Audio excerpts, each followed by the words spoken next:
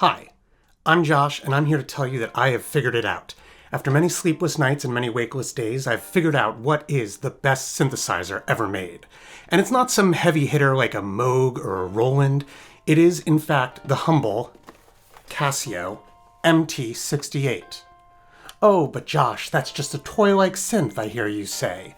Well, let me explain to you why, objectively, the Casio MT-68 is the single greatest synthesizer ever built. First is polyphony. The Casio MT-68 has 9 voices of polyphony. That is almost as high as I'm able to count if I'm allowed to use my fingers. And that's the perfect amount. The Korg Prolog 8 has 8 voices of polyphony, which is less, which is worse. The Korg Prolog 16, which I don't own, has 16 voices of polyphony, which is too many. I cannot count that high. And the Moog Matriarch behind me doesn't even have polyphony. It has paraphony. What's paraphony, I hear you ask? Well, paraphony is a deep state invention that's used to influence our brainwaves in order to... Next is that the Casio MT-68 runs on batteries and has built-in speakers. Why is that important, I hear you ask? Well, let's consider a totally imagined but very realistic hypothetical scenario.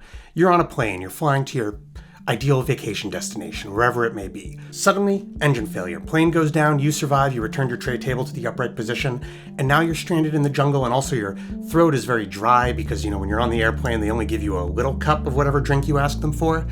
And off in the distance, you see a rescue party. Throat's too dry to yell for help. So fortunately, you have your Korg Prolog with you. You go to hit the note that is going to bring in rescue and save your life. Oops, I forgot. There's nowhere to plug it in. You don't have an amplifier. You're dying in the jungle. But let's rewind. Now you're lost in that jungle, but you have the Casio MT-68 with you. You just turn it on, and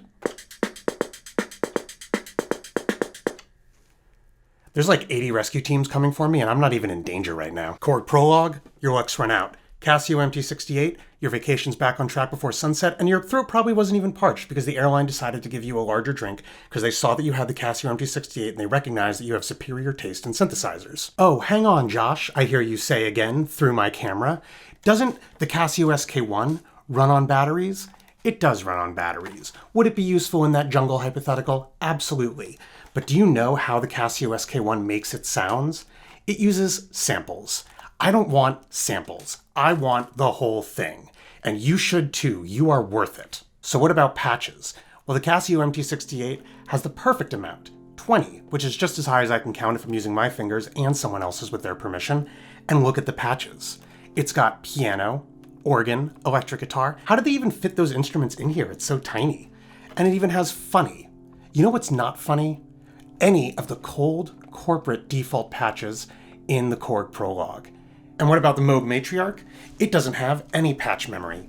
Moog don't want you to remember things, and I think that's sinister. As for effects, well, the Prolog has chorus, reverb, delay. Enlightenment is found in having only one onboard effect, and the Casio MT-68 only has one onboard effect. It's reverb. And as for the Matriarch, actually the delay on it sounds really good. So that's 1 point for the Matriarch, 10 million for the Casio MT-68. I hope I've made it clear that the Casio MT-68 is the single greatest synthesizer ever made, and if you disagree, just remember, you're not arguing against me, you're arguing against objective fact. I want to thank you for watching. If you decide to subscribe, please remember to say the words Casio MT-68 out loud when you hit the subscribe button.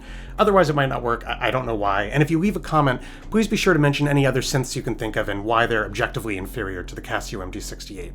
This is probably going to be the last video I'll ever make, and I look forward to seeing you in the next one. Thank you so much. Bye.